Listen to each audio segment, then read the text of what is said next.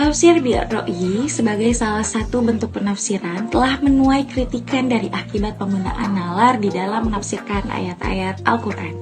Beberapa ulama ada yang menolak corak penafsiran ini sampai memberikan argumentasi bahwa menafsirkan Al-Quran berdasarkan ra'yi berarti membicarakan firman Allah tanpa pengetahuan, sehingga hasil penafsirannya bersifat pemikiran semata. Quran Surat Al-Isra. Dapat ulama yang lebih moderat membagi corak tafsir ke dalam dua bagian.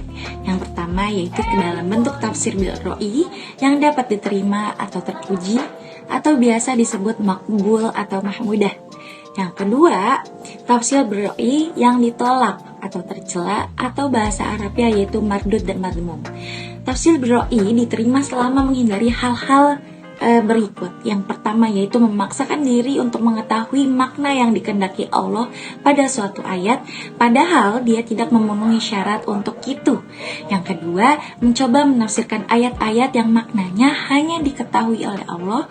Yang ketiga, menafsirkan Al-Quran dengan hawa nafsu dan sikap istihsan atau menilai bahwa sesuatu itu baik semata-mata berdasarkan persepsinya.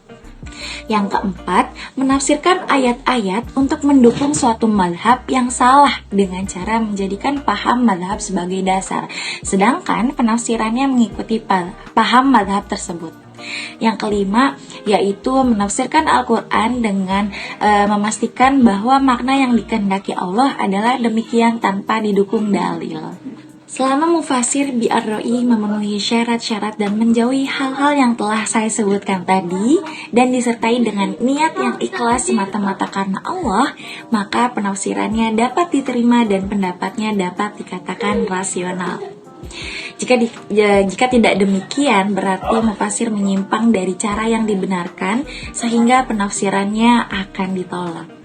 Tafsir bil ra'yi ada yang diterima, ada 4 nih teman-teman. Yang pertama yaitu mereka berargumen bahwa dalam Al-Quran banyak didapati penjelasan tentang perintah untuk melakukan perenungan-perenungan terhadap ayat-ayat Al-Quran. Yang kedua, andaikan tafsir bil ra'yi tidak diperbolehkan, maka ijtihad juga tidak diperbolehkan. Dan hal tersebut akan berimplikasi pada vakumnya hukum-hukum Allah. Tentu saja, kevakuman itu tidak boleh terjadi karena Rasul sendiri belum menafsirkan semua Al-Quran dan belum menjelaskan semua hukum yang terkandung dalam Al-Quran. Yang ketiga, berbagai riwayat menyebutkan bahwa para sahabat sering berselisih pendapat dalam menafsirkan Al-Quran. Sebagaimana maklum bahwa tidak semua yang mereka ungkapkan adalah sesuatu yang mereka dengar dari Rasul. Karena Rasul sendiri tidak menjelaskan semua kandungan Al-Quran. Maka tafsir-tafsir tersebut sebagian mereka ambil dari Rasul dan sebagian lain mereka pahami melalui ijtihad mereka. Dengan demikian, andaikan tafsir bil ra'yi tidak diperbolehkan, maka para sahabat tersebut telah melakukan hal yang dilarang dan itu tidak mungkin terjadi. Yang keempat, Rasulullah pernah mendoakan Ibnu Abbas agar ia pandai dalam ilmu agama ta'wil. Di antara karya tafsir yang menggunakan bentuk tafsir bil ra'yi yaitu yang pertama, Mafatihul Ghaib karya Fakhr Al-Razi.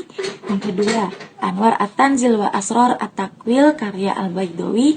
Yang ketiga, Madarik At-Tanzil wa Al-Haqaiq At-Takwil karya Al-Nasafai. Yang keempat, Lubab At-Takwil fil Ma'ani At-Takwil karya Al-Khazim. Nah, dari yang tadi sudah dijelaskan bahwa ada 2 cara pandang. Yang pertama itu dapat dikemukakan bahwa pelarangan terhadap penafsiran bil ra'yi terhadap Al-Quran karena sebagian ulama ingin tetap memelihara Al-Quran dari penafsiran yang distorsif. Sedangkan yang membolehkannya karena mereka berpendapat bahwa Al-Quran memberikan sinyal bahwa Al-Quran dapat ditafsirkan dengan menggunakan ijtihad. Tafsir bil ra'yi merupakan hasil ijtihad mufasir. Apabila ijtihad yang dilakukan didukung dengan syarat-syarat yang dibutuhkan, ijtihad tersebut adalah ijtihad yang baik. Sebaliknya, apabila ijtihad dilakukan tanpa didukung syarat-syarat yang dibutuhkan, ijtihad tersebut adalah ijtihad yang tidak baik. Tafsir bil ra'yi dibedakan menjadi 2, yaitu tafsir bil ra'yi al-mahmud dan tafsir bil ra'yi al-madmum. Yang pertama, tafsir birroi al-mahmud adalah ikhtiar untuk menemukan pemahaman Al-Quran dengan menggunakan berbagai pengetahuan, seperti ilmu-ilmu bahasa Arab atau ilmu-ilmu yang lain. Contohnya, tafsir birroi al-mahmud adalah istinbat dan ijtihad yang dihasilkan oleh sahabat dan tabi'in. Nah, hukum dari tafsir birroi al-mahmud ini adalah, menurut ulama, boleh menafsirkan ayat-ayat Al-Quran berdasarkan bahasa dan nilai-nilai syariat, hal itu dilandasi oleh ayat. Nah, ada nih, artinya, dan sungguh telah kami mudahkan Al-Quran untuk peringatan, maka adakah orang yang mau mengambil pelajaran? Quran Surat Al-Qamar. Di samping itu, ada ayat lain yang menganjurkan kita beristinbat untuk menemukan solusi. Artinya, padahal apabila mereka menyerahkannya kepada Rasul dan ulil amri di antara mereka, tentulah orang-orang yang ingin mengetahui kebenarannya akan dapat mengetahui secara resmi dari mereka, Rasul dan ulil amri. Quran Surat An-Nisa. Ayat tersebut menunjukkan bahwa mufasir dapat berijtihad mengenai sebagian ayat Al-Quran dengan pengetahuan yang dimilikinya. Sementara itu, banyak sahabat yang menafsirkan ayat Al-Quran dengan menggunakan kemampuan mereka. Hal itu menunjukkan bahwa tafsir birroi hukumnya boleh. Dengan demikian, Ibnu Taimiyah mengatakan, orang yang membicarakan tafsir dengan didasari pengetahuan tentang bahasa Arab dan syariat tidak dosa baginya. Yang kedua yaitu tafsir birroi al-madmum, yang artinya adalah tafsir yang menggunakan pendapat semata, mengikuti hawa nafsu, tidak menggunakan ilmu, dan tidak melihat pendapat ulama lain atau pendapat yang sesuai dengan ketentuan. Tafsir birroi al-madmum dilarang oleh ulama salaf. Pelakunya dikecam karena tafsir itu dilakukan atas dasar kefanatikan terhadap suatu mazhab dan mengorbankan agama. Dengan kata lain, jika menafsirkan Al-Quran hanya berdasarkan hawa nafsu atau kepentingan individu dan sebuah pihak, ikhtiar tersebut termasuk tafsir birroi al-madmum yang harus ditolak. Nah, hukum tafsir birroi al-madmum ini apa sih? Hukumnya yaitu haram dan hasilnya tidak boleh dipraktekkan karena banyak memberikan mudarat dan bahkan menyesatkan manusia. Ibnu Taimiyah mengatakan bahwa menafsirkan Al-Quran hanya berdasarkan ijtihad hukumnya haram. Ia juga berpendapat, diriwayatkan dari ulama bahwa sahabat sangat hati-hati dalam menafsirkan Al-Quran. Assalamualaikum warahmatullahi wabarakatuh. Saya Didan Saada. Di sini saya akan sedikit menjelaskan tentang pembagian tafsir birroi.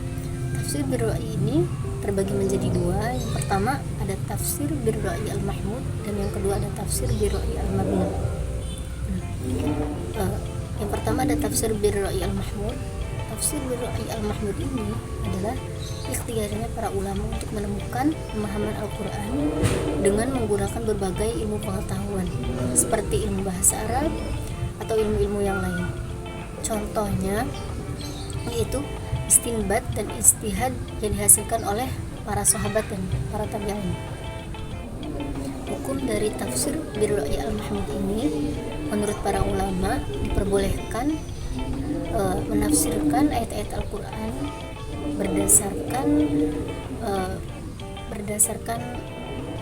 berdasarkan bahasa dan nilai-nilai syariat. Hal itu dilandasi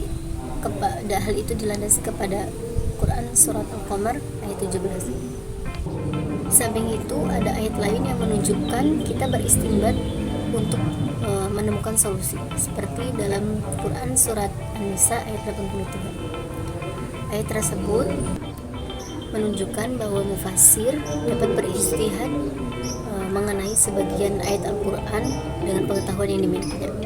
Selanjutnya yaitu yang kedua ada tafsir birroi al-madmum.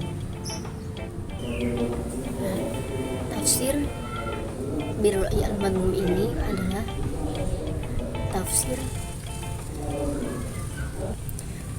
yang menggunakan pendapat semata,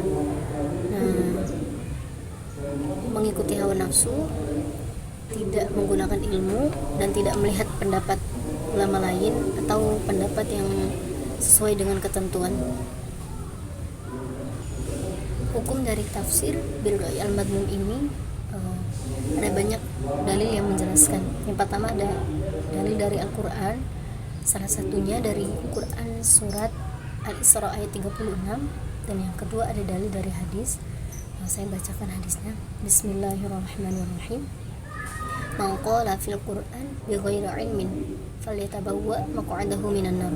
Artinya, barang siapa yang mengatakan sesuatu tentang Al-Quran tanpa didasari pengetahuan, hendaknya ia menempati tempatnya di neraka. Hadis riwayat Tirmidzi. Sekian dari saya tentang penjelasan pembagian dan pengertian pembagian tafsir bir-ra'yi ini. Sekian dari saya. Wassalamualaikum warahmatullahi wabarakatuh. Selanjutnya tentang contoh kitab tafsir bir-ra'yi dan penafsirannya, yaitu contoh kitab tafsir bir-ra'yi yang mahmud, yaitu yang terpuji, ada tafsir Fakhruddin, tafsir Ar-Razi, Mafatihul Ghaib, tafsir An-Nasaiburi, tafsir Abu Hayyan Al-Bahrul Muhit. Lalu yang tafsir bir-ra'yi yang mahlum, yang tercela, ada tafsir Az-Zamakhsyari, Al-Kashaf An-Haqiqi wa Ghawamidit Tanzih wa Uyunil Aqawil fi Wujuhit Ta'wi. Lalu tentang penafsiran yang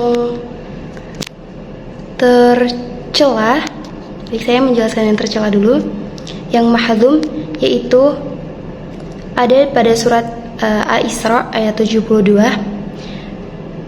yang artinya, barang siapa yang buta hatinya di dunia ini, niscaya di akhirat ia akan lebih buta dan lebih tersesat dari jalan yang benar.